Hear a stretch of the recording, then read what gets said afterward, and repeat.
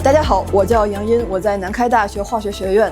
元素有机化学国家重点实验室工作。我在研究生阶段呢，从事的是蛋白质的顺磁标记和生物的核磁共振研究。后来呢，我在以色列的威兹曼研究所，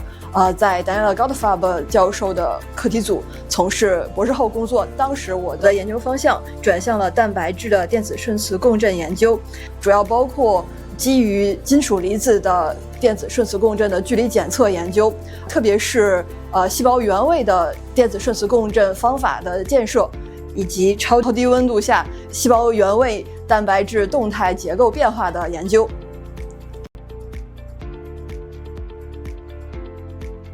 脉冲偶极电子顺磁共振也称为双电子自旋共振，这是一种通过观测两个自旋之间的偶极相互作用获取距离信息的方法。在我们的实验中，如果对生物大分子进行位点特异性标记，引入两个自旋中心，那么我们就能获取2纳米到8纳米这个范围内的距离信息。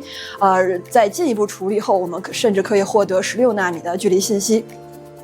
通过这种方法呢，我们能够有效地对生物大分子的结构和动态变化进行跟踪，能提供非常丰富的距离限制信息。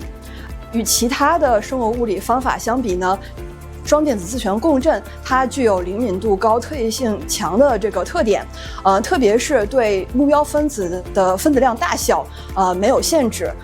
对目标分子的原有结构呢也非常友好。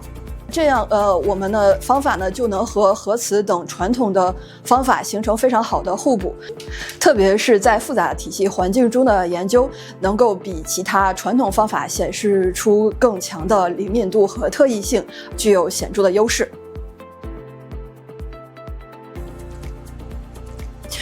我们的这台1580呢，它包括了 X 和 Q 波段双重波段的功能。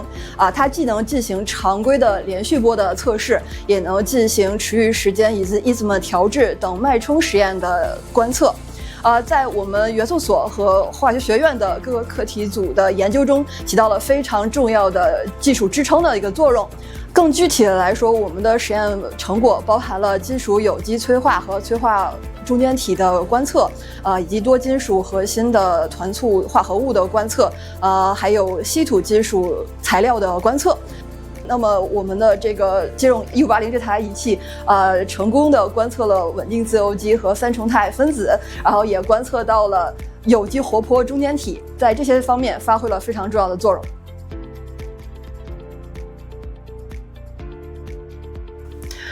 我们的1580平台呢，在灵敏度和稳定性上面都有很好的表现。在灵敏度上，因为我们具有 Q 波段的功能，能够对微量的样品进行观测，这对生物类的样品制备困难的特点是非常有帮助的。另一方面，对微量离子的观测也非常有效。在稳定性上，一方面我们的磁场的稳定性表现比较优异，另外一方面，在我们 X 连续波功能和 Q 波段脉冲功能的切换上面，仪器也表现出了较好的稳定性，保证了我们2个功能的顺利使用。